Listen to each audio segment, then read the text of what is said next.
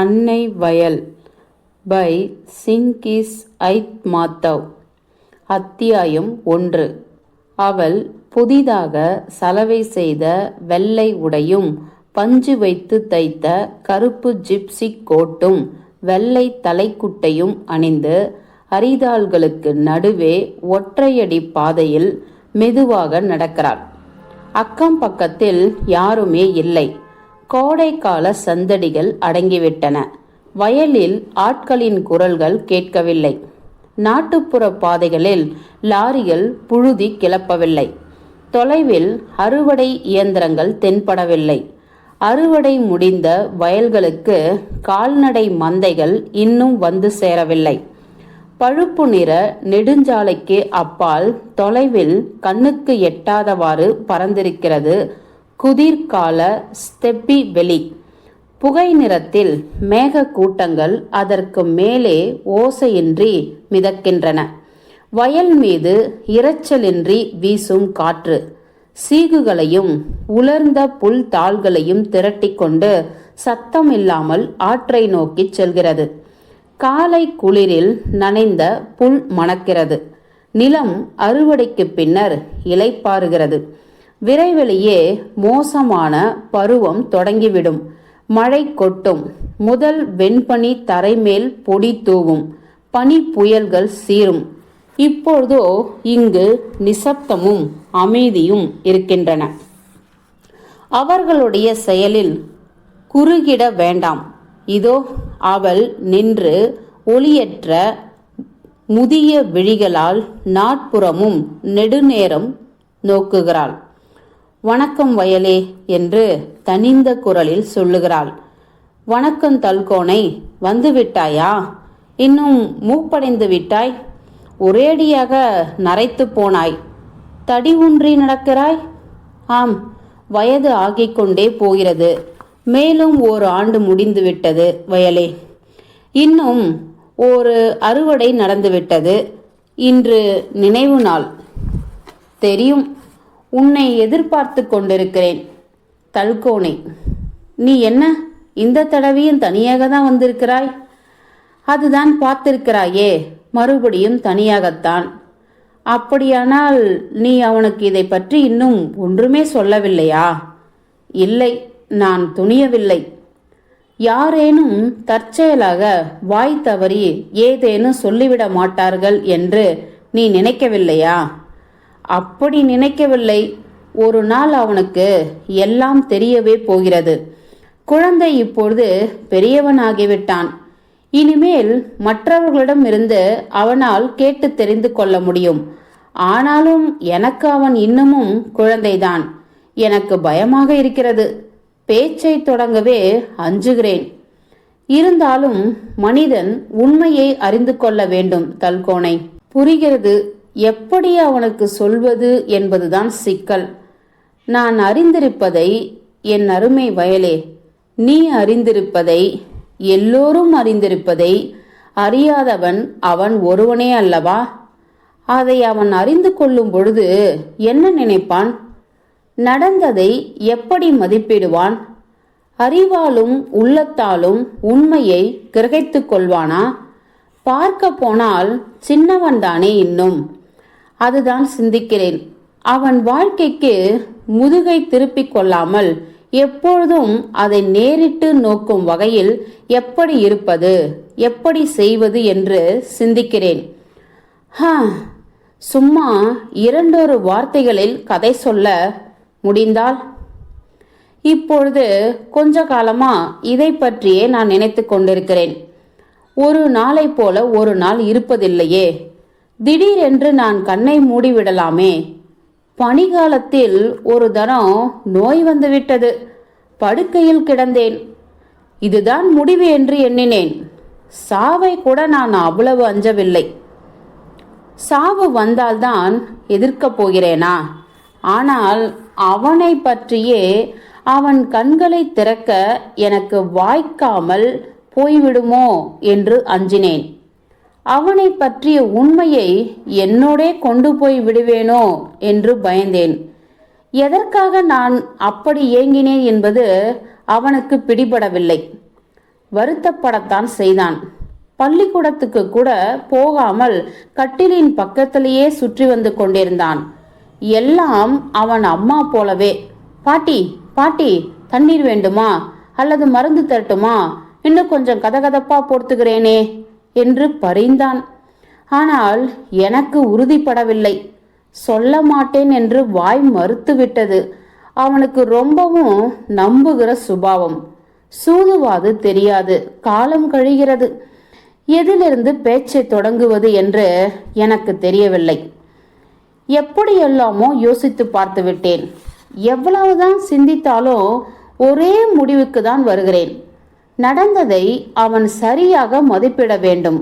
வாழ்க்கையை அவன் சரிவர புரிந்து கொள்ள வேண்டும் என்றால் அவனை பற்றி மட்டுமே அல்ல, அவன் விதியை பற்றி மட்டுமே அல்ல, வேறு பல மனிதர்களையும் அவர்களுடைய விதிகளையும் பற்றி, என்னை பற்றி, என் காலத்தை பற்றி, என் வயலே, உன்னை பற்றி, நம் அனைவருடைய வாழ்க்கையும் பற்றி நான் அவனுக்கு சொல்லியாக வேண்டும். எந்த சைக்கிளில் அவன் எதை சந்திக்காமல் சவாரி செய்கிறானோ, பள்ளிக்கூடம் போய் வருகிறானோ, அந்த சைக்கிளை பற்றி கூட நான் அவனுக்கு உண்மையை தெரிவிக்க வேண்டும். ஒருவேளை அப்படி செய்வதுதான் சரியாக இருக்கும். இதிலேதான் எதையும் விடவோ சேர்க்கவோ முடியாதே. வாழ்க்கை நம் எல்லோரையும் ஒரே மாவாக பிசைந்து விட்டதே, ஒரே முடிச்சில் சேர்த்து பிணைத்து விட்டதே. இந்த வரலாறோ பெரியவர்களில் கூட எல்லோராலும் புரிந்து கொள்ள முடியாதபடி சிக்கலானது. தானே அதை அனுபவிக்க வேண்டும், உள்ளத்தால் புரிந்து கொள்ள வேண்டும். அதுதான் தயங்குகிறேன். இது என் கடமை என்பதை அறிவேன். இதை நிறைவேற்ற முடிந்தால் சாவது கூட பயங்கரமாக இருக்காது. உட்கார்த்தால் கோனே, நிற்காதே. உன் கால்கள் நோய் உள்ளவையாயிற்றே. கல்லின் மேல் அமர்ந்து கொள். இருவரும் சேர்ந்து யோசிப்போம். நீ முதல் தடவை இங்கே எப்பொழுது வந்தாய், நினைவிருக்கிறதா? ஞாபகப்படுத்திக் கொள்வது கடினம். அதற்கு பின் எவ்வளவோ நடந்துவிட்டது. நினைவுபடுத்திக் கொள்ள முயன்று பார். தல்கோனை தொடக்கத்திலிருந்து எல்லாவற்றையும் நினைவுபடுத்திக்கொள். அத்தியாயம் 1 முடிந்தது. அன்னை வயல் பை சிங்கிஸ் ஐத் மாத்தவ். அத்தியாயம் 2. எல்லாம் எனக்கு மிகவும் மங்களாகவே நினைவுக்கு வருகின்றன. நான் சின்னவளாக இருந்தபொழுது அறுவடை நாட்களில் என்னை கையை பிடித்து இங்கே அழைத்து கொண்டு வந்து வைக்கோல் போரின் நிழலில் உட்கார வைப்பார்கள். நான் அழாமல் இருப்பதற்காக ஒரு ரொட்டி துண்டு தருவார்கள்.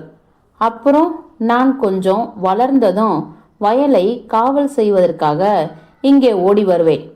இளவேனில் காலத்தில் கால்நடைகளை மலைக்கு ஓட்டிச் செல்வோம்.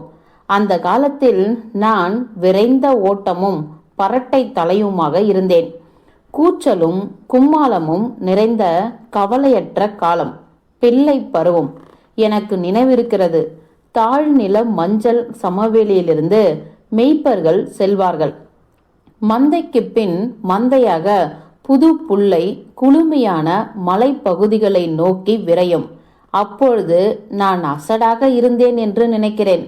குதிரை கூட்டங்கள் காட்டாற்று வெள்ளம் போல ஸ்டெப்பி வெளியிலிருந்து பாய்ந்து ஓடும். எதிர்பட்டால் நொடி பொழுதில் மிதித்து துவைத்துவிடும். புழுதி படலம் 1 மைல் வரை காற்றில் மிதந்து கொண்டிருக்கும். நான் கோதுமை வயலில் மறைந்து கொண்டு திடீரென காட்டு மிருகம் போல துள்ளி பாய்ந்து குதிரைகளை பயமுறுத்துவேன். அவை மிரண்டு ஒதுங்கும். குதிரை மேய்ப்பர்கள் என்னை துரத்துவார்கள். ஏ பரட்டை, இதோ பார், உன்னை என்ன செய்கிறோம் என்பார்கள். நான் அவர்களுக்கு அகப்படாமல் தப்பி பாசன வாய்க்கால் வழியாக ஓடிவிடுவேன். செம்மறியாடுகளின் செம்பழுப்பு மந்தைகள் தினந்தோறும் இந்த வழியாக செல்லும். ஆடுகளின் வால் புழுதியில் புரண்டோடும். அவற்றின் குளம்புகள் ஆலங்கட்டிகள் விழுவது போல சடசடக்கும். தொண்டை கம்மி போன கருத்த மேய்ப்பர்கள் ஆடுகளை ஓட்டிச் செல்வார்கள். பின்பு செல்வ செழிப்புள்ள கிராமங்களை சேர்ந்த நாடோடிகள் ஒட்டக மந்தைகளை ஓட்டி போவார்கள். ஒட்டகப்பால் நிறைந்த தோல் பைகள் அவற்றின் சேனங்களுடன் இணைக்கப்பட்டிருக்கும். கன்னிகளுக்கும் மணப்பெண்களுக்கும் பட்டாடை அணிந்து விரைவுள்ள சவாரி குதிரைகளை மேல் அசைந்தமாடி செல்வார்கள்.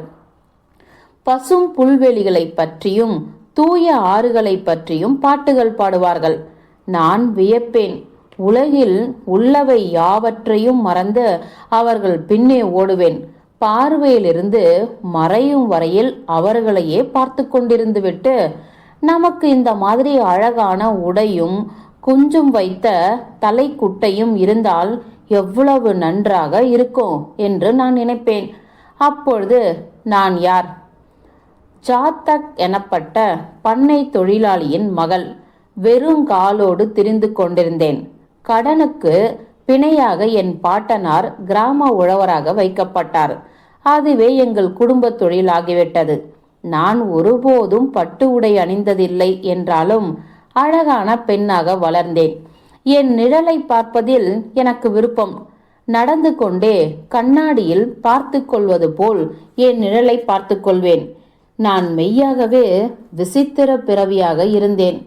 எனக்கு 17 வயது நடுக்கையில் ஜுவான் குலையை அறுவடையின் போது சந்தித்தேன்.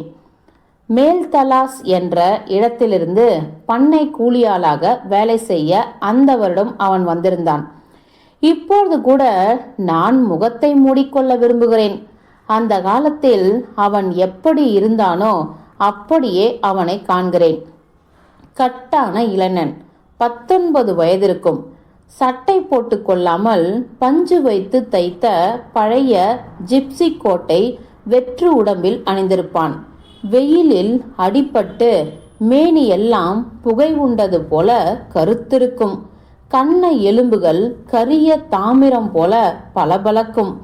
பார்வைக்கு ஒடிசலாக மெலிந்தவனாக தோன்றுவான்.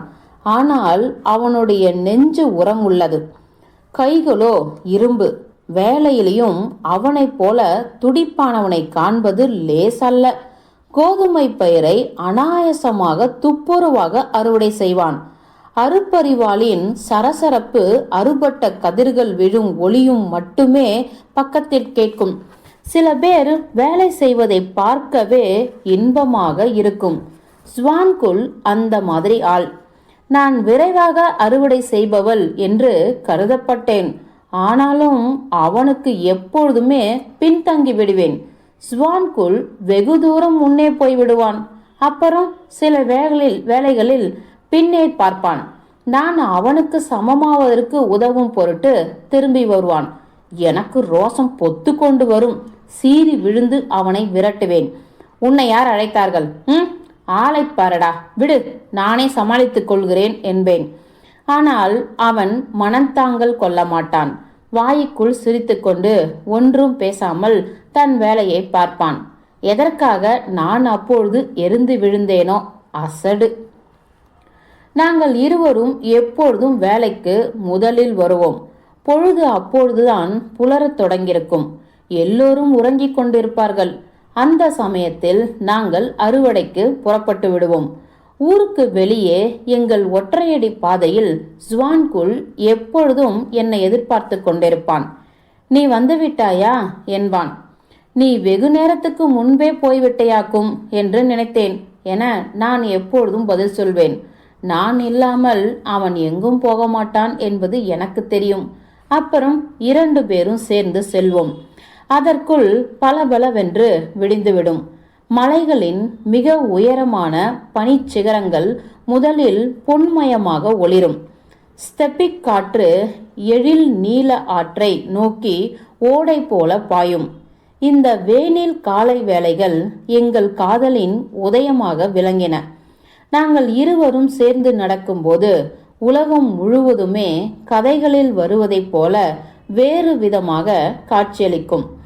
மக்கள் மிதித்து துவைத்து உழுது போட்டிருக்கும் பழுப்பு நிற வயல் பூமியிலேயே எல்லாவற்றிலும் அழகான வயலாக மாறிவிடும்.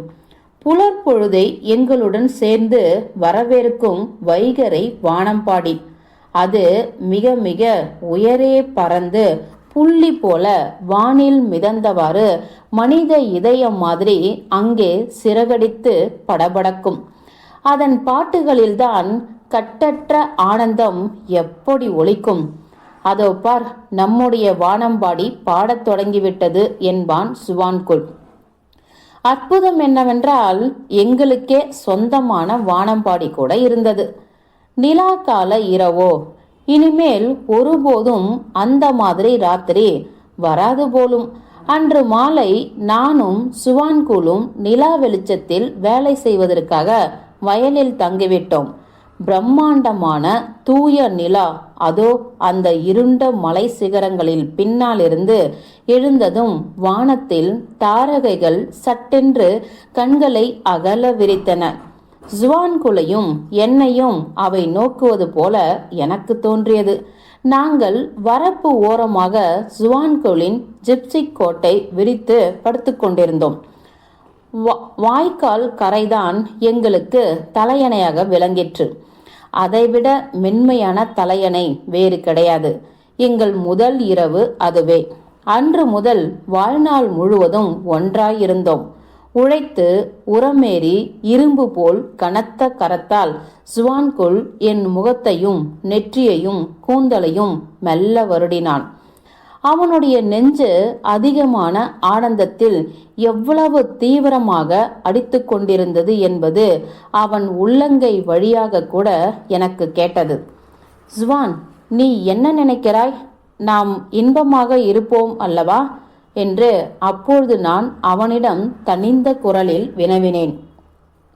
நிலமும் நீரும் எல்லோருக்கும் சமமாக பகிர்ந்து அளிக்கப்பட்டால், நம்மிடமும் சொந்த நிலம் இருந்தால், நாமும் உழுது விதைத்து நமது கோதுமையை கதிரடித்தால் நாமும் இன்பமாக இருப்போம். உழுது விதைத்து அறுப்பதை விட மேலான இன்பம் மனிதனுக்கு ஒன்றுமே இல்லை தல்கோனை. குடியானவனின் இன்பம் பயிரிடுவதும் அறுவடை செய்வதுமே என்று அவன் பதில் சொன்னான். எதனாலோ அவனுடைய வார்த்தைகள் எனக்கு மிகவும் பிடித்திருந்தன. இந்த சொற்கள் நெஞ்சுக்கு இதமாயிருந்தன. நான் அவனை இறுகத் தழுவி காற்று மோதிய அவனுடைய கதகதப்பான முகத்தில் நெடுநேரம் முத்தமிட்டேன். அப்புறம் நாங்கள் வாய்க்காலில் நீந்தி குளித்தோம். ஒருவர் மேல் ஒருவர் நீரை இறைத்தோம். கலகலவென்று சிரித்தோம். தண்ணீர் குளுகுளுவென்று இருந்தது. நிலவு ஒளி வீசிற்று. மலைக்காற்றில் மனம் கமிழ்ந்தது. பிறகு நாங்கள் கைகளை கோத்துக்கொண்டு படுத்து வானையும் நட்சத்திரங்களையும் வெறுமே பார்த்து கொண்டிருந்தோம். அந்த இரவு வானத்தில் நட்சத்திரங்கள் நிறைய இருந்தன. அந்த நீல ஒளிமயமான இரவில் நிலமும் எங்களோடு இன்பத்தில் திளைத்தது. இதமான குளிர்ச்சியையும் அமைதியையும் பூமியும் அனுபவித்தது. ஸ்டெப்பி வெளி எங்கும் உயிர்ப்புள்ள நிம்மதி நிலவிற்று. வாய்க்காலில் நீர் மழலை கொஞ்சியது. தோனிக் செடிகளின் தேன் மணத்தால் தலை கிறுகிறுத்தது. அவை பூத்து சொரிந்தன. சில வேளைகளில் எங்கிருந்தோ காஞ்சிரையின் வெதுவெதுப்பான நெடிவுடன் வறண்ட காற்று வீசும். அப்பொழுது வரப்பின் மேல் கோதுமை கதிர்கள் ஆடி அசைந்து சலசலக்கும். அந்த மாதிரி இரவு ஒரே ஒரு தடவையே இருந்தது போலும். நள்ளிரவு வேளையில் நான் ஆகாயத்தில் பார்வையை செலுத்தினேன். வைக்கோல்காரனின் வழி என்று கிர்கீசியர்கள் சொல்லும் ஆகாச கங்கை நட்சத்திரங்களுடன் இடையே அகன்ற வெள்ளி வீதி போல வான முகடு முழுவதிலும் நெடுக்க சென்றிருந்ததை கண்டேன். சுவான்கூலின் சொற்களை நினைவுபடுத்திக் கொண்டேன். இந்த இரவில் வலிமை மிக்க நல்ல வைக்கோல்காரன் ஒருவன் பிரம்மாண்டமான வைக்கோல் கட்டுடன் வான வழியில் நடந்து சென்றிருக்கலாம். பதர்களும் தானியங்களும் அவன் பின்னே காட்டும் அடையாளங்களாக சிதறியிருக்கலாம் என்று எண்ணமிட்டேன். எப்பொழுதாவது எங்கள் கனவு நனவானால் என் ஜுவான்குலும் களத்திலிருந்து முதல் போரடித்து வைக்கோல் கட்டை இதே மாதிரி சுமந்து வருவான் என்று கற்பனை செய்து கொண்டேன். எங்கள் சொந்த கோதுமை வைக்கோலின் முதல் கட்டாக இருக்கும் இது. மனம் வீசும் இந்த வைக்கோல் கட்டுடன் அவன் நடக்கும்போது அவன் பின்னேயும் சிதறிய தானியங்களும் பதர்களும் இதே போன்று தடமிட்டு செல்லும். இந்த விதமான எனக்குள்ளேயே கனவு கண்டேன். தாரகைகளுக்கும் என்னோடு சேர்ந்து கனா கண்டன. இந்த எண்ணங்கள் எல்லாம் பலிக்க வேண்டும் என்ற ஆசை திடீரென்று என் மனதில் தீவிரமாக எழுந்தது. அப்பொழுதுதான் நிலத்தாயிடம் மனித மொழியில் முதலாக பேசத் தொடங்கினேன். நான் சொன்னேன், நிலமே, எங்கள் எல்லோரையும் நீ நெஞ்சின் மீது தாங்குகிறாய். எங்களுக்கு நீ இன்பம் அளிக்காவிட்டால் நீ எதற்காக நிலமாயிருக்க வேண்டும்? நாங்கள் பூமியில் எதற்காக பிறக்க வேண்டும்? நிலமே, நாங்கள் உங்கள் குழந்தைகள். எங்களுக்கு இன்பம் தா, எங்களை மகிழ்ச்சியோடு வாழவை. அன்று இரவு நான் இப்படியே பேசிக்கொண்டேன். காலையில் கண் விழித்து பார்த்தபோது ஸ்வான்குல் பக்கத்தில் இல்லை என்பதை கண்டேன். எப்பொழுது எழுந்திருந்தானோ தெரியாது. மிக முன்னமே எழுந்துவிட்டான் போலும். அறுவடை நிலத்தில் புதிய கதிர்கட்டுகளுடன் எங்கும் வரிசையாக கிடந்தன. எனக்கு ரோஷமாயிருந்தது. அதிகாலையில் அவனோடு சேர்ந்து எவ்வளவு நன்றாக வேலை செய்திருப்பேன். ஸ்வான்குல், நீ ஏன் என்னை எழுப்பவில்லை என்று கத்தினேன். என் குரல் கேட்டு அவன் திரும்பி பார்த்தான். அந்த காலை நேரத்தில் அவன் எப்படி இருந்தான் என்பது எனக்கு நினைவிருக்கிறது. இடுப்புக்கு மேல் வெற்று உடம்பு. அவனுடைய கருத்த வலிய தோள்கள் வியர்வையால் பளபளத்தன. அவன் நின்று என்னை அடையாளம் கண்டு கொள்ளாதவன் போல களிப்புடனும் வியப்புடனும் நோக்கினான். அப்புறம் உள்ளங்கையால் முகத்தை துடைத்துவிட்டு, நீ நன்றாக தூங்க வேண்டும் என்று விரும்பினேன் என புன்னகையுடன் கூறினான். நீயோ என்று கேட்டேன். நான் தான் இப்பொழுது 2 பேர் வேலையும் செய்கிறேனே என்றான். இதை கேட்டு உள்ளுக்குள் எனக்கு மகிழ்ச்சியாக இருந்தது. ஆனாலும் ரோசம் அடைந்தவள் போல பாசாங்கு செய்தேன். கூச்சல் கிளப்பாதே, குறை. நேற்றைக்கு நீ கொடுத்த வாக்கு எங்கே போயிற்று? எல்லாவற்றிலும் நாம் சமமாக இருப்போம், ஈருடலும் ஓருருமாய் இருப்போம் என்று சொன்னாயே என்று கடிந்து கொண்டேன். ஸ்வான்குல் அருப்பரிவாளை கீழே போட்டான். அருகே ஓடி வந்து என்னை பற்றி கைகளில் தூக்கி கொண்டு முத்தமிட்டான். இனிமேல் எல்லாவற்றிலும் இணை பிரியாதிருப்போம், ஈருடலும் ஓர் உயிருமாக. என் அருமை வானம்பாடி, என் கண்ணே, அன்பே என்று கனிந்தான். அவன் என்னை கைகளில் தூக்கி கொண்டு இன்னும் என்னென்னவோ சொன்னான். வானம்பாடி என்றும் வேறு பல வேடிக்கை பெயர்களாலும் என்னை அழைத்தான். நானே அவன் கழுத்தை கட்டிக்கொண்டு கலகலவென்று சிரித்தேன். கால்களை உதைத்தேன். சின்ன குழந்தைகளாகவே வானம்பாடி என்று அழைப்பது வழக்கம். அதனாலதான் நான் நகைத்தேன் என்றாலும் அம்மாதிரி சொற்களை கேட்க எவ்வளவு இன்பமாக இருந்தது. அப்பொழுது சூரியன் உதித்தது. மலைக்கு பின்னாலிருந்து விழிக்கோடியால் எட்டி பார்த்தது. ஸ்வான்குல் என்னை தரையில் விட்டுவிட்டு என் தோள்களை தழுவிக்கொண்டு கதிரவனை பார்த்து கத்தினான். அடே சூர்யா, பார், இவள்தான் என் மனைவி. எப்பேற்பட்டவள் என்று பார். கிரகணங்களாலும் ஒளியாலும் இந்த காட்சிக்காக எனக்கு கட்டணம் செலுத்து. அவன் ஆழ்ந்து உணர்ச்சியுடன் சொன்னானோ அல்லது வேடிக்கையாகவோ அறியேன். ஆனால் உடனே நான் வாய்விட்டு அழுதுவிட்டேன். பொங்கும் உவகையை அடக்க மாட்டாமல் வெறுமே அழுதேன். ஆனந்தம் என் உள்ளத்தில் நிரம்பி வழிந்தது. இதோ இப்பொழுதும் அதையெல்லாம் நினைத்து பார்க்கையில் எதனாலோ அழுகிறேன். அசடு. அதுவோ வேறு கண்ணீர். வாழ்க்கையில் ஒரு தடவைதான் அந்த கண்ணீர் மனிதனுக்கு வாய்க்கும். எங்கள் வாழ்க்கை நாங்கள் கனவு கண்டது போலவே அமையவில்லையா என்ன? அமையத்தான் செய்தது. ஸ்வான்குலும் நானும் இந்த வாழ்க்கையை எங்கள் கைகளாலேயே அமைத்து கொண்டோம். உழைத்தோம்.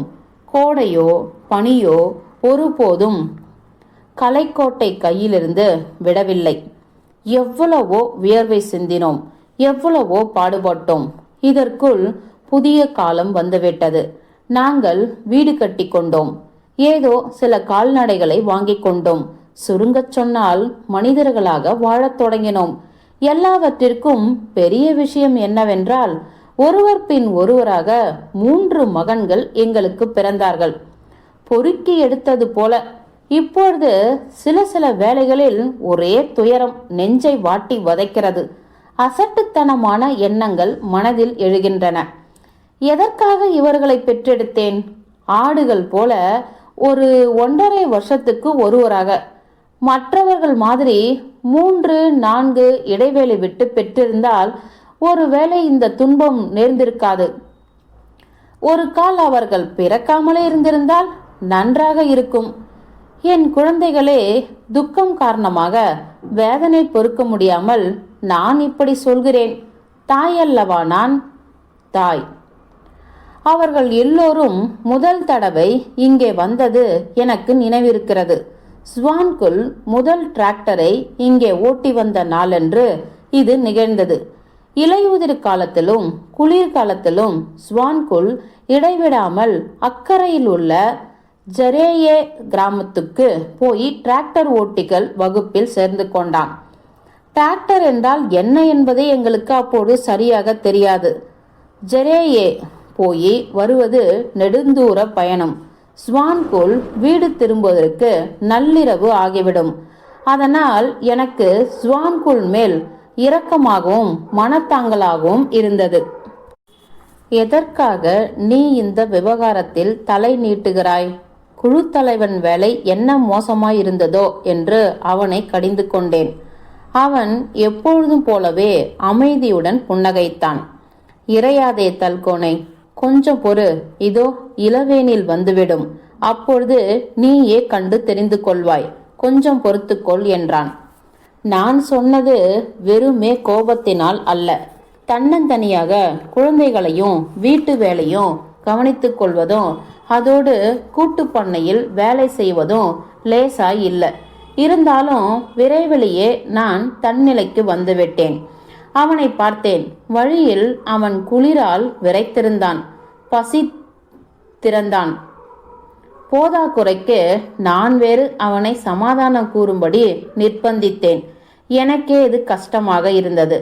போனால் போகிறது, கணப்பருகே உட்காரு, சாப்பாடு எப்பொழுதோ ஆறிப்போய்விட்டது என்று மன்னிப்பு கேட்கும் பாவனையில் முணுமுணுத்தேன். ஸ்வான்குள் வெறுமே விளையாடி கொண்டிருக்கவில்லை என்பதை என் உள்ளம் புரிந்து கொண்டது. டிராக்டர் ஓட்டியாக பயிற்சி பெறுவதற்கு ஏற்ற படிப்பாளி ஒருவன் கூட எங்கள் கிராமத்தில் அப்பொழுது இல்லை. ஆகவே ஸ்வான்குள் தானாகவே முன்வந்தான். நான் எழுத படிக்க கற்றுக்கொள்ளப் போகிறேன். குழு தலைவன் வேலையிலிருந்து எனக்கு விடுதலை அளியுங்கள் என்று கேட்டுக்கொண்டான். அவன் என்னவோ முன்வந்து விட்டான். ஆனால் தலைக்கு மேல் வேலையை சுமத்தி கொண்டான். இப்பொழுது நினைத்து பார்க்கிறேன், அது வேடிக்கையான காலம். குழந்தைகள் தகப்பனுக்கு கற்பித்தார்கள். காசிம், மசேல் பேக் இருவரும் பள்ளி மாணவர்கள். அவர்கள்தான் ஆசிரியர்களாகவும் விளங்கினார்கள். மாலைகளில் வீடு உண்மையான பள்ளிக்கூடமாக மாறிவிடும். மேசை நாற்காலிகள் அப்பொழுது கிடையாது. ஸ்வான்குள் தரையில் படுத்துக்கொண்டு நோட்டு புத்தகத்தில் எழுத்துக்களை எழுதுவான். 3 மகன்களும் 3 புறங்களில் அவனை சூழ்ந்து கொண்டு கற்பிப்பார்கள்.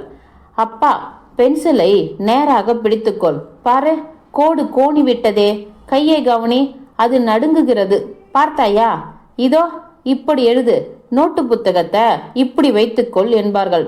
இல்லாவிட்டால் திடீரென்று தங்களுக்குள் பூசலிட தொடங்குவார்கள். தானே மற்றவர்களை விட நன்றாக அறிந்தவன் என்று காட்டிக்கொள்ள ஒவ்வொருவனும் முயல்வான். மற்ற விவரங்களில் தகப்பன் அவர்களை அடக்கியிருப்பான். இப்பொழுதோ அவர்கள் பேச்சை மரியாதையுடன் கேட்பான். ஏதோ அவர்கள் உண்மையான ஆசிரியர்கள் போல். ஒரு வார்த்தை எழுவதற்குள் படாத பாடுபட்டு விடுவான். வியர்வை அவன் முகத்திலிருந்து அருவியாய் கொட்டும். ஏதோ அவன் எழுத்துக்கள் எழுதவில்லை, கதிரடிப்பு இயந்திரத்தில் வேலை செய்து கொண்டிருப்பது போல நோட்டு புத்தகத்தையோ எழுத்து புத்தகத்தையோ வைத்துக்கொண்டு அவர்கள் நால்வரும் ஒரே கூட்டமாக ஏதோ மாயம் பண்ணி கொண்டிருப்பார்கள். அவர்களை பார்க்கையில் எனக்கு சிரிப்பு பீரிடும்.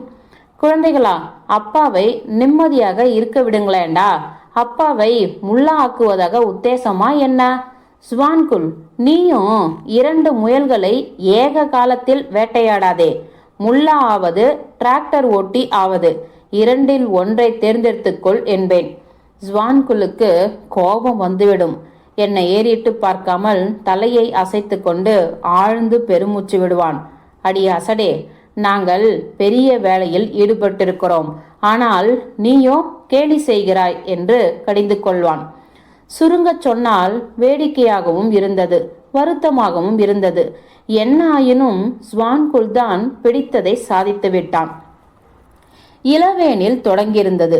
வெண்பனி பெய்வது நின்று நல்ல பருவம் அப்பொழுது வந்திருந்தது.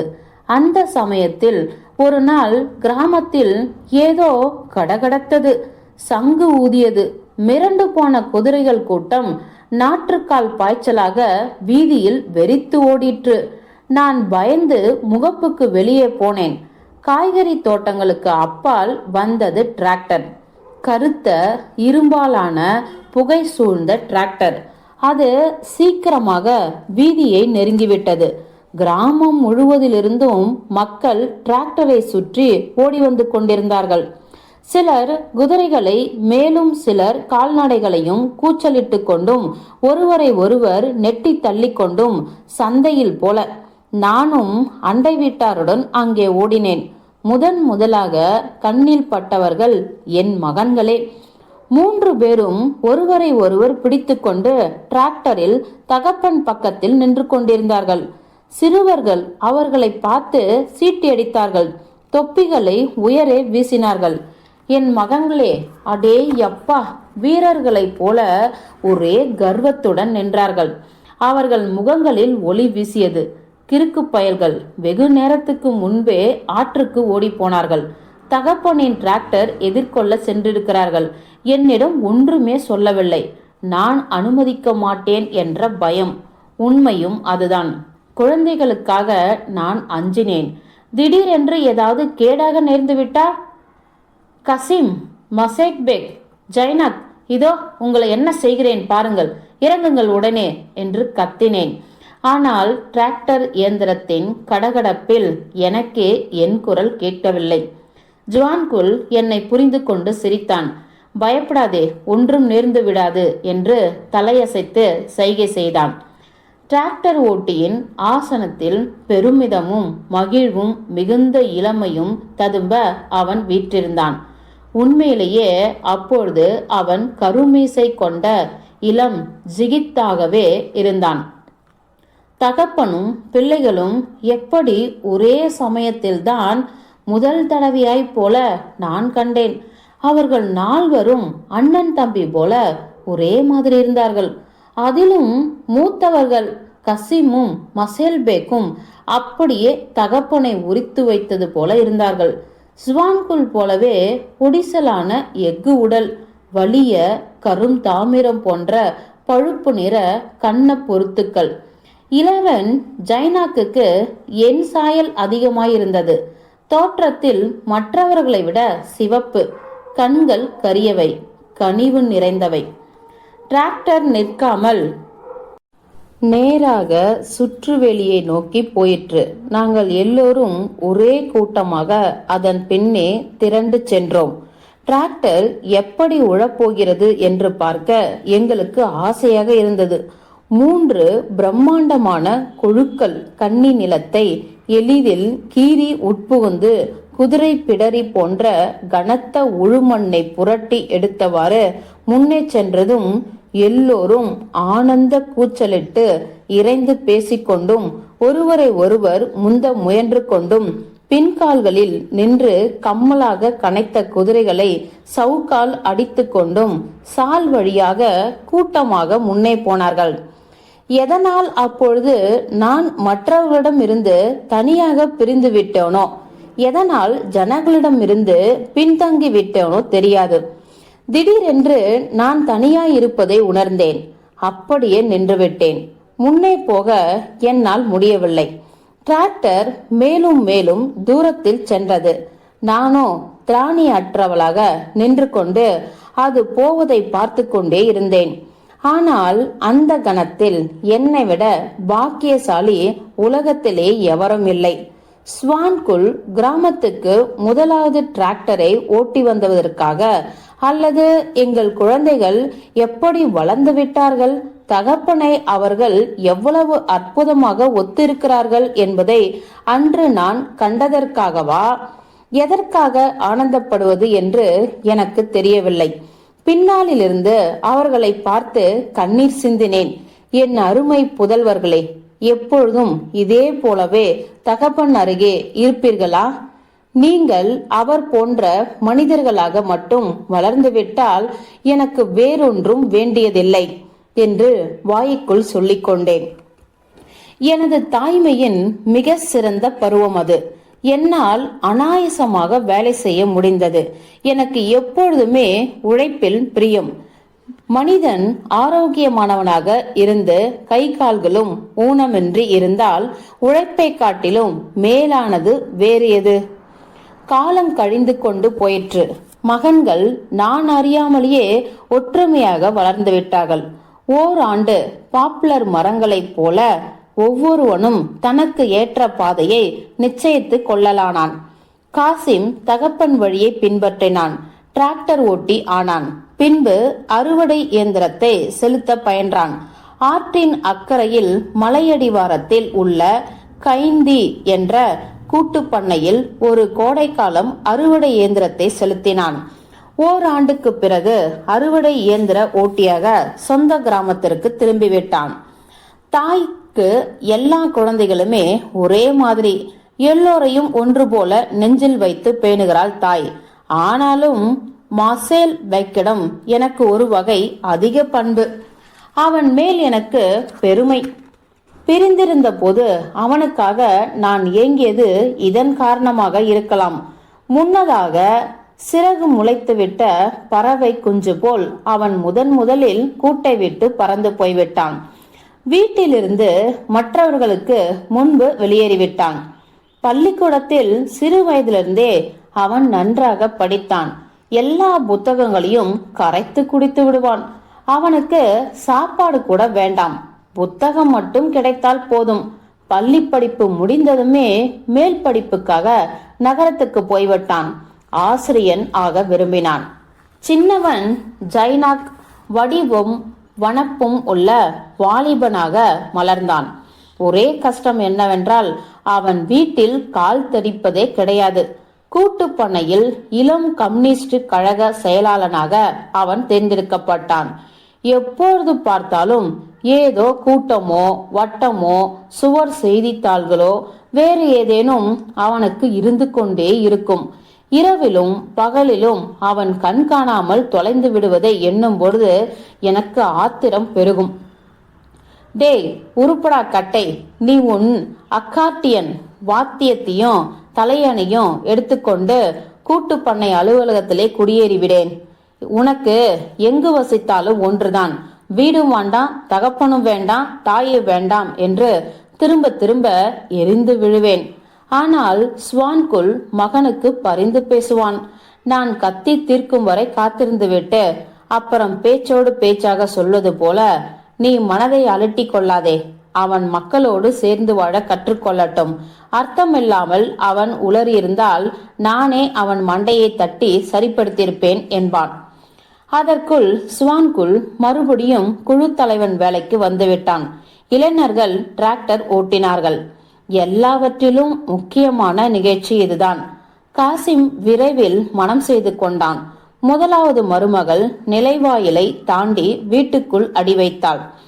அவர்கள் வீட்டு விவரங்கள் எல்லாம் நான் துருவி துருவி கேட்கவில்லை. ஜரேயே கிராமத்தில் காசிம் கோடை காலத்தில் அறுவடை இயந்திர பயிற்சி பெற்றுக் கொண்டிருந்த போது இருவரும் சந்தித்து பழகியிருக்கிறார்கள். கைந்தி கிராமத்திலிருந்து அவன் அவளை அழைத்து வந்தான்.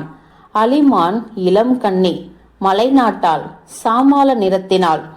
மருமகள் நமக்கு ஏற்றவள், அழகி, துடியானவள் என்பது ஆரம்பத்தில் எனக்கு மகிழ்ச்சி அளித்தது. அப்புறம் அவள் மேல் எப்படியோ விரைவிலேயே அன்பு கொண்டு விட்டேன். அவளை எனக்கும் மிகவும் பிடித்திருந்தது. மகள் பிறக்க வேண்டும் என்று நான் உள்ளுக்குள் ஆசைப்பட்டு கொண்டிருந்தேன். நமக்கு ஒரு பெண் வேண்டும் என்று மிகவும் விரும்பியது ஒருவேளை இதற்கு காரணமாக இருக்கலாம். ஆனால் அது மட்டுமே காரணமல்ல. அவள் விவரம் அறிந்தவளாக, உழைப்பாளியாக, கண்ணாடி போல தெளிந்தவளாக இருந்ததே காரணம். என்னுடைய சொந்த மகள் போலவே அவள் மேல் பற்று வைத்து விட்டேன். அநேகருக்கு ஒருவருக்கொருவர் மனப்பொருத்தம் இல்லாமல் போய்விடுவதுண்டு. ஆனால் எனக்கு அதிர்ஷ்டம். இந்த மாதிரி மருமகள் வீட்டில் இருப்பது பெரிய பாக்கியம்.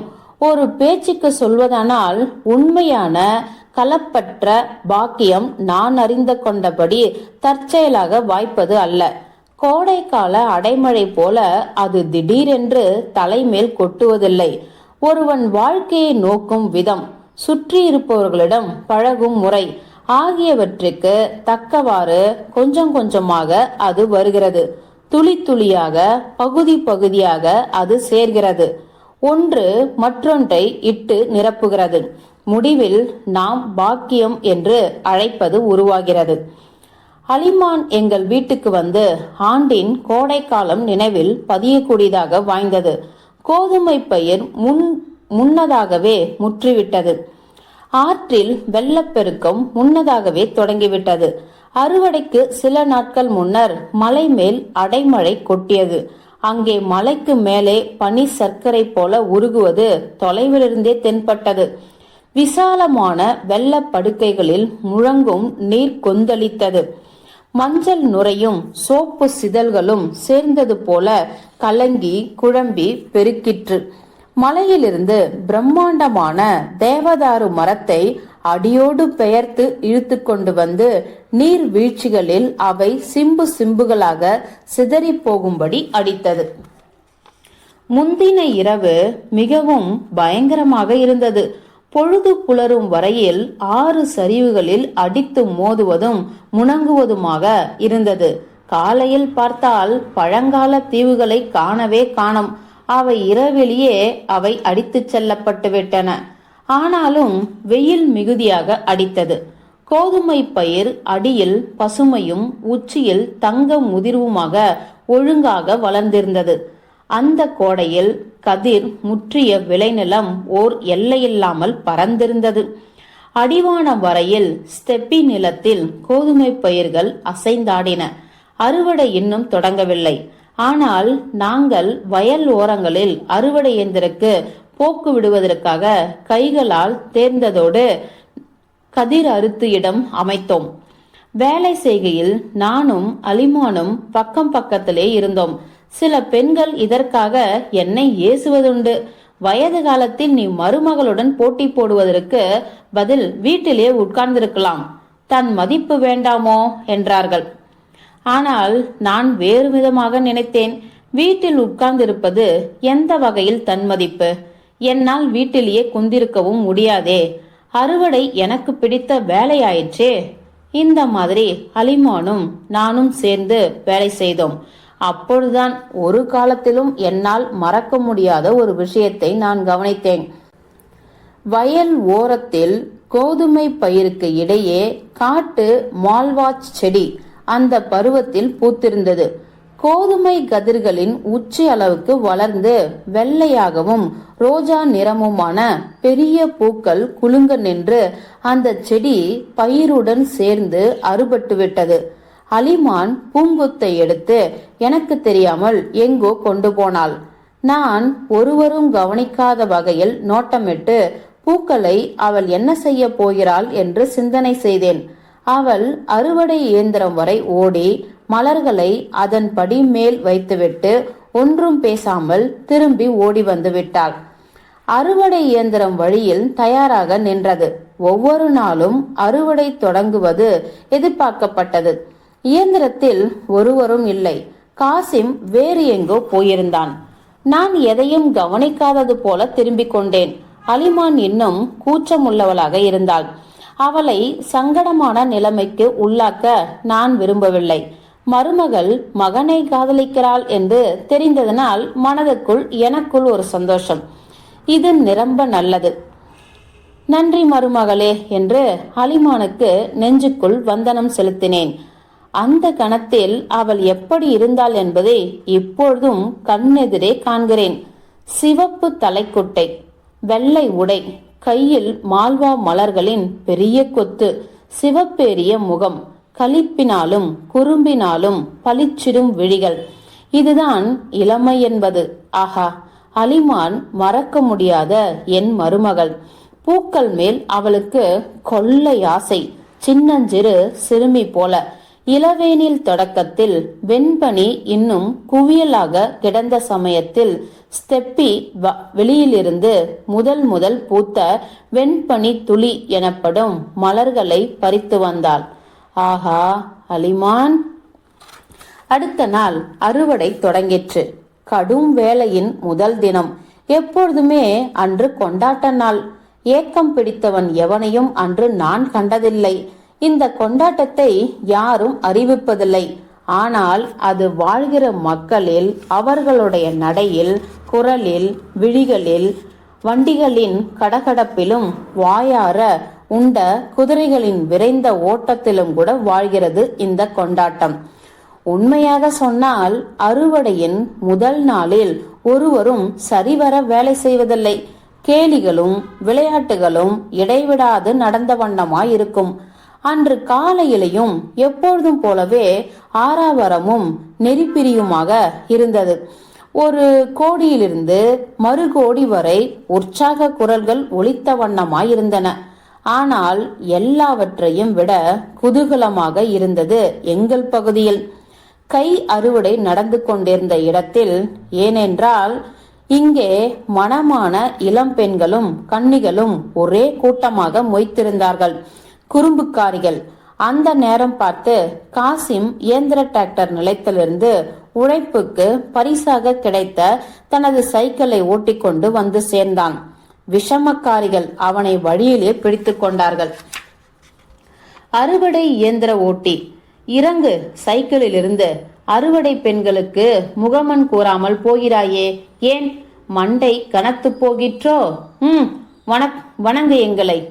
உன் மனைவிக்கு வணக்கம் தெரிவி என்றார்கள். நாலாபுறம் இருந்தும் அவனை கட்டாயப்படுத்தி அலிமானுக்கு முன் முழந்தாளிட்டு வணங்கி மன்னிப்பு கேட்கும்படி செய்துவிட்டார்கள். அன்பார்ந்த அறுவடை பெண்களே, தவறு நேர்ந்து விட்டது, மன்னித்துக் கொள்ளுங்கள். இனிமேல் ஒரு காதத்து தூரத்தில் இருந்து உங்களுக்கு வணக்கம் தெரிவிப்பேன் என்று கிண்டலும் கேலியுமாக சொன்னான் காசிம். ஆனால் அவர்கள் அவனை அத்துடன் விட்டுவிடவில்லை. இப்பொழுது எங்களை சைக்கிளில் நகர நங்கையர் போல உட்கார வைத்துக் கொண்டு ஓட்டும், காற்றாய் பறக்க வேண்டும் என்றார்கள்.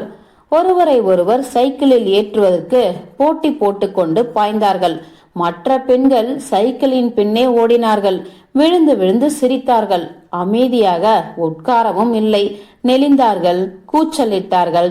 சிரிப்பினால் காசிமுக்கும் பெடலை மிதிப்பதே பெரும் பாடாயிருந்தது. போதும் போதும், விடுங்கள் என்னை சைத்தான்களே என்று கெஞ்சினான். அவர்களோ விடுகிற பாடாய் காணும். ஒருத்தியை ஏற்றி சென்று திரும்பியதும் அடுத்தவள் தொற்றிக்கொண்டாள். கடைசியில் காசிம் உண்மையான கோபத்துடன் கத்தினான். உங்களுக்கு என்ன, மூளை குழம்பி விட்டதா? பனித்துளிகள் உளுர்ந்து போய்விட்டன. நான் அறுவடை இயந்திரத்தை செலுத்த வேண்டும். நீங்கள் என்னடா என்றால், வேலை செய்ய வந்தீர்களா, வேடிக்கை பண்ணவா? விடுங்கள் என்னை. அடே அப்பா, அன்றுதான் என்ன சிரிப்பும் கும்மாளமும். வானமும் எப்படி இருந்தது, ஒரே நீளமாக. சூரியன் எப்படி ஒளி வீசிற்று. நாங்கள் வேலையில் ஈடுபட்டோம். அரிவாள்கள் மின்னின. வெயில் இன்னும் உக்கிரமாக எரித்தது. ஸ்டெப்பி வெளி எங்கும் சில்வண்டுகள் சப்தித்தன.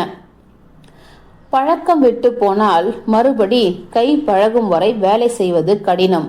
இருந்தாலும் காலையில் ஏற்பட்ட மகிழ்ச்சி நிறைந்த மனநிலை அன்று முழுவதும் என்னை விட்டு அகலவில்லை. உள்ளம் விசாலமாக ஒளி நிறைந்து திகழ்ந்தது. என் கண்கள் என்னவெல்லாம் கண்டனவோ, என்னவெல்லாம் நான் கேட்டேனோ உணர்ந்தேனோ அவையாவும் எனக்காகவே, என் இன்பத்துக்காகவே படைக்கப்பட்டிருப்பதாக எனக்கு தோன்றியது. எல்லாமே அசாதாரண அழகும் மகிழ்ச்சியும் நிறைந்து விளங்குவதாக எனக்கு பட்டது.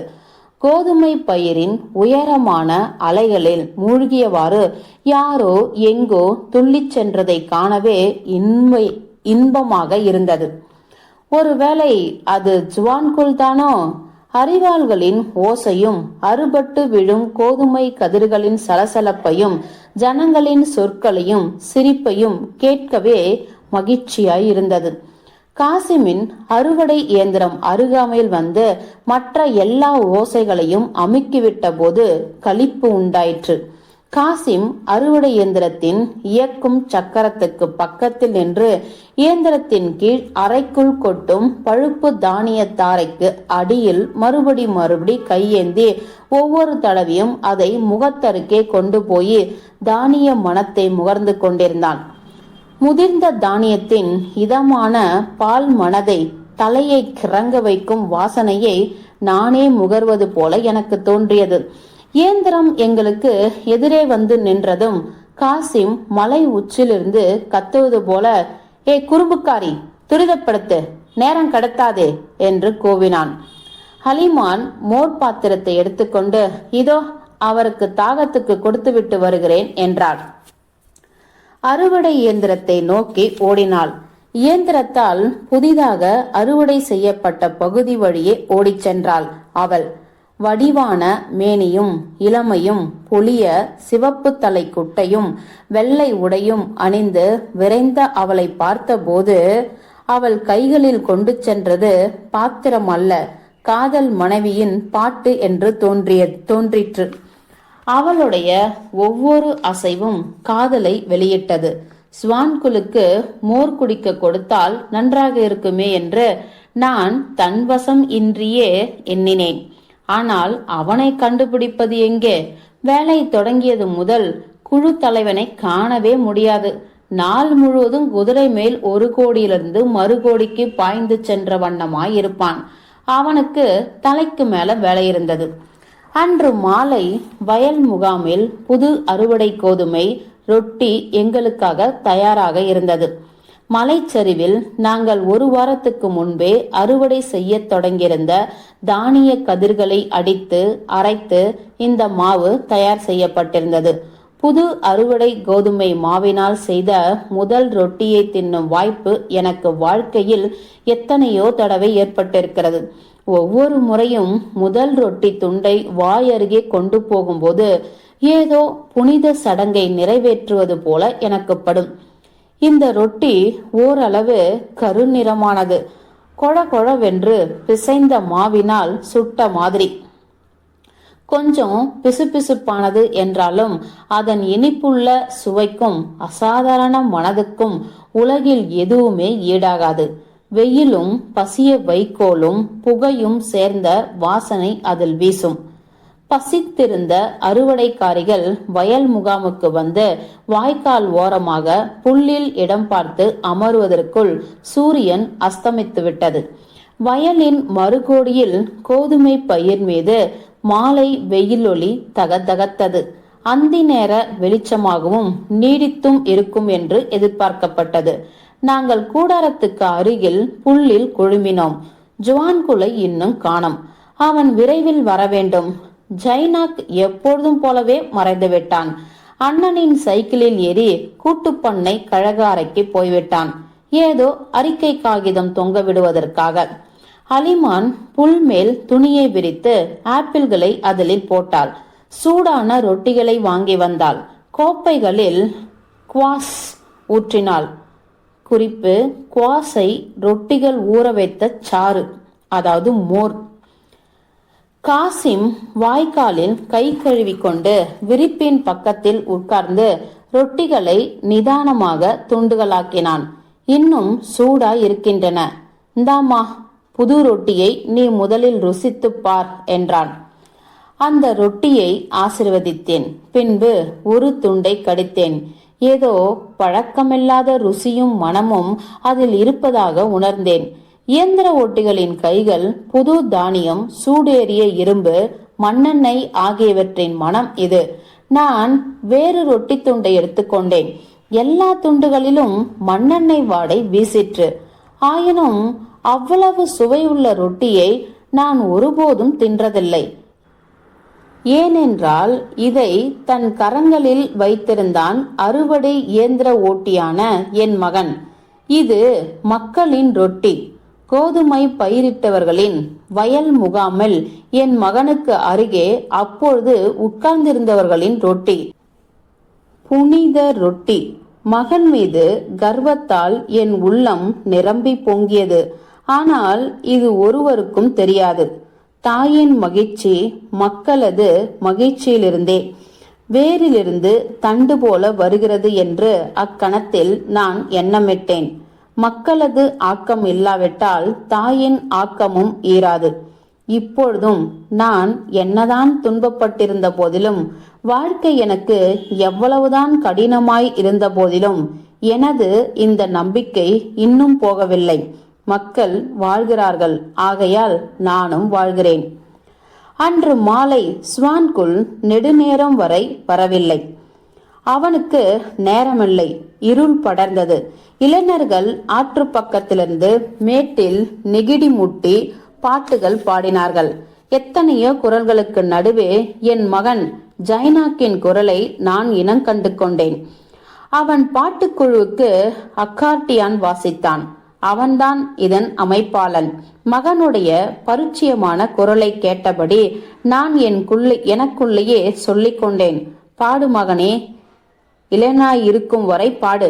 பாட்டு மனதனை தூய்மைப்படுத்துகிறது, மக்களை நண்பர்கள் ஆக்குகிறது.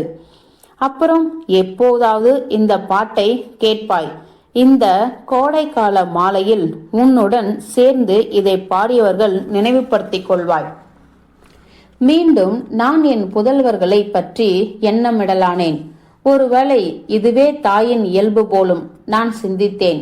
காசிம் ஆண்டவன் அருளால் ஏற்கனவே சுதந்திர மனிதன் ஆகிவிட்டான். இளவேனில் அவனும் அலிமானும் தனி குடித்தனம் வைத்து விடுவார்கள். வீட்டை ஏற்கனவே கட்டத் தொடங்கிவிட்டார்கள். தங்கள் வீட்டு காரியங்களை தாங்களே பார்த்து கொள்வார்கள். அவர்களுக்கு குழந்தைகள் பிறப்பார்கள். என் பேரர்கள். காசிமை பற்றி எனக்கு கவலை இல்லை. தகப்பனைப் போலவே உழைப்பாளி அவன். கன நேரமும் சும்மா இருக்க மாட்டான். எப்பொழுதோ இருட்டத் தொடங்கிவிட்டது. அவனோ இன்னும் அறுவடை இயந்திரத்தில் சுற்றி கொண்டிருந்தான். ஓர நிலத்தில் ஒரு சிறு பகுதியை அறுவடை செய்து முடிப்பது இன்னும் பாக்கியிருந்தது. டிராக்டரும் அறுவடை இயந்திரமும் முன் விளக்குகளை போட்டுக்கொண்டு வேலை செய்தான். அலிமானும் அவனுடன் இருந்தாள். அறுவடை காலத்தில் ஒரு நிமிடம் சேர்ந்திருப்பது கூட விலை மதிப்பற்றதாயிற்றே. மார்செல் பேக்கை நினைத்து நான் ஏக்கம் அடைந்தேன். முந்தைய வாரம் அவன் கடிதம் எழுதியிருந்தான். இந்த கோடை விடுமுறையில் அவனால் வீட்டுக்கு வர முடியாதாம். இசிக்குல் ஏரியில் எங்கோ இருந்த முன்னோடி இளைஞர் முகாமுக்கு நடைமுறை பயிற்சிக்காக குழந்தைகளுடன் அனுப்பப்பட்டிருக்கிறானாம். ஒன்றும் செய்வதற்கில்லை. இம்மாதிரி வேலையை அவன் மேற்கொண்டிருக்கிறான் என்றால் அது அவனுக்கு பிடித்திருக்கிறது என்று அர்த்தமாகிறது. எங்கே இருந்தாலும் சௌக்கியமாக இருக்க வேண்டும், அதுதான் முக்கியம். என் நினைவுகள் இப்படி ஓடிக்கொண்டிருக்கின்றன. ஸ்வான்குள் வெகு நேரம் சென்ற பின் வந்தான். அவசரமாக சாப்பிட்டான். அப்புறம் அவனும் நானும் வீட்டுக்கு போனோம். காலையில் வீட்டு காரியங்களை கவனிக்க வேண்டியிருந்தது. மாலையில் கால்நடைகளை பார்த்து கொள்ளும்படி நான் எங்கள் பக்கத்து வீட்டுக்காரி ஆயிஷாவை கேட்டுக்கொண்டிருந்தேன். அவள் பாவம் அடிக்கடி நோய்வாய்ப்பட்டு விடுவாள். ஒரு நாள் கூட்டு பண்ணையில் வேலை செய்வாள், 2 நாள் வீட்டில் இருப்பாள். அவளுக்கு பெண் நோய், இடுப்பு எலும்பு முறிந்துவிட்டது. அதனால் அவளுக்கு பெக்தாஷ் என்ற ஒரே மகன் மட்டுமே இருந்தான். நாங்கள் வீட்டுக்கு போன போது இரவு ஆகிவிட்டது. காற்று வீசிற்று. நிலா ஒளி கோதுமை கதிர்களில் அசைந்தாடிற்று. சரிவுகளில் அடர்ந்திருந்த முதிரும் கூராய் மஞ்சரிகளை அங்கவடிகள் தொட்டு உராய்ந்தன. சுல்லென்ற நெடிவுள்ள கதகதப்பான மகரந்தம் காற்றில் எழுந்து ஓசையின்று பரவியது. தோன்னிக் செடிகள் பூத்துவிட்டன என்பது மனத்திலிருந்தே தெரிந்தது. அந்த இரவில் ஏதோ மிக மிக அறிமுகமான ஒன்று இருந்தது. நெஞ்சில் வேதனை உண்டாயிற்று. குதிரை மேல் ஸ்வான்குல்லின் பின்னால் சேனத்திண்டில் நான் உட்கார்ந்திருந்தேன். என்னை முன்னால் உட்காரும்படி அவன் எப்பொழுதும் சொல்வான். எனக்கோ அவனுடைய இடுப்பு வரை பற்றி கொண்டு இந்த மாதிரி சவாரி செய்வதுதான் பிடிக்கும். பகல் பூராவும் கடுமையாக உழைத்த களைப்பினால் அவன் ஒன்றும் பேசாமல் சவாரி செய்தான். அவ்வப்பொழுது தூங்கி விழுந்து பின்பு திடுக்கிட்டு குதிரையை குதிகாலால் உதைத்து விரட்டியது. இவை எல்லாமே எனக்கு விலை மதிப்பற்றவையாக இருந்தன. அவனது கூனிய முதுகை நோக்கினேன். தலையை அதன் மேல் சாத்திக்கொண்டு சிந்தித்தேன், வருந்தினேன். நாம் கொஞ்சம் கொஞ்சமாக கிழவர்களாகிக் கொண்டே போகிறோம் ஸ்வான்குல். என்ன செய்வது? காலம்தான் கழிந்து கொண்டு போகிறதே. ஆனாலும் வாழ்நாளை நாம் வீணாக்கவில்லை என்றே எண்ணுகிறேன். அதுதான் எல்லாவற்றிலும் முக்கியமானது. ஏதோ இப்பொழுதுதான் நாம் வாலிபர்களாக இருந்தது போல தோன்றுகிறது. ஆண்டுகள்தான் எவ்வளவு விரைவாக கழிகின்றன.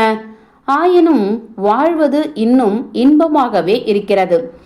இல்லை, அதற்குள் நாம் ஓய்ந்து விடலாகாது. இன்னும் எவ்வளவோ செய்ய வேண்டியது பாக்கி இருக்கிறது. உன்னோடு நீண்ட காலம் வாழ விருப்பம் ஏற்படுகிறது. நான் நிமிர்ந்து தலையை உயர்த்தி வானத்தை நோக்கினேன். என் உள்ளத்தில் சிலிர்ப்பு உண்டாயிற்று. தெல்லிய தாரகைகளுக்கு இடையே வெகு உயரத்தில் முன்னொரு முறை தென்பட்டது போலவே விண் முகடு முழுவதையும் வியாபித்து கொண்டு அகன்ற வெள்ளிப்பட்டை போன்று நீண்டு சென்றிருந்தது வைக்கோல்காரனின் பாதை. புது அறுவடை வைக்கோலின் பெரிய கட்டை எடுத்து கொண்டு யாரோ ஒருவன் அப்பொழுதுதான் அந்த வழியாக போயிருப்பது போலவும் அது பாதையில் சிதறியிருப்பது போலவும் எனக்கு மறுபடி பிரம்மை உண்டாயிற்று. அங்கே உயரத்தில் தங்க வைக்கோல்கள் சிலம்பும் பதருமாக காற்றில் அசைந்தது. பதருடன் சேர்ந்து சிதறும் தானிய மணிகளை கூட காண முடிந்தது. அடையன் கடவுளே என்று வியந்தேன். சட்டென்று எனக்கு நினைவு வந்தது. அந்த முதல் இரவு, எங்கள் காதல், இளமை, நான் கனவில் கண்ட அந்த விரல் மிக்க அறுவடைக்காரன். எல்லாம் எவற்றை பற்றி நாங்கள் கனவு கண்டோமோ அவை அனைத்தும் உண்மையாகிவிட்டன. நிலமும் நீரும் எங்களுடையவை ஆகிவிட்டன. நாங்கள் உழுது பயிரிட்டோம், எங்கள் கோதுமையை அடித்தோம். ஆகவே முதல் இரவில் நாங்கள் எண்ணியது எல்லாம் பலித்துவிட்டது. புது யுகம் பிறக்கப் போகிறது என்று நாங்கள் அப்பொழுது அறிந்திருக்கவில்லைதான். ஆனாலும் சாதாரண மனிதனின் உலகியல் கனவு காலத்தின் விருப்பத்தை, நல் இயல்பு, நியாயம் இவற்றின் விருப்பத்தை ஒத்திருந்தது என்று ஆகிறது. இந்த எண்ணங்களின் மீது வசப்பட்ட நான் அசையாமல் உட்கார்ந்து மௌனமாக இருந்தேன். ஸ்வான்குல் திரும்பி பார்த்தான். நீ என்ன உறங்கிவிட்டாயா தல்கோனை? களைத்தும் போனாய். பரவாயில்லை, இதோ வீடு சேர்ந்து விடுவோம். எனக்கும் தளர்வாய்தான் இருக்கிறது என்றான். அப்புறம் சற்று நேரம் பேசாதிருந்துவிட்டு, ஒருவேளை புது தெருவுக்கு திரும்புவோமா என்று கேட்டான். திரும்புவோம் என்று இசைந்தேன்.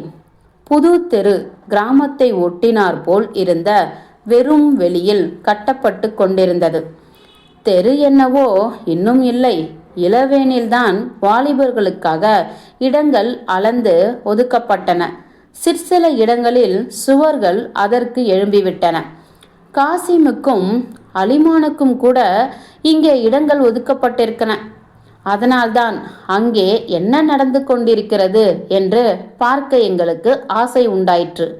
அறுவடை காலத்தில் பகல் வேளையில் சொந்த காரியத்தை கவனிக்க நேரம் கிடைப்பதில்லை.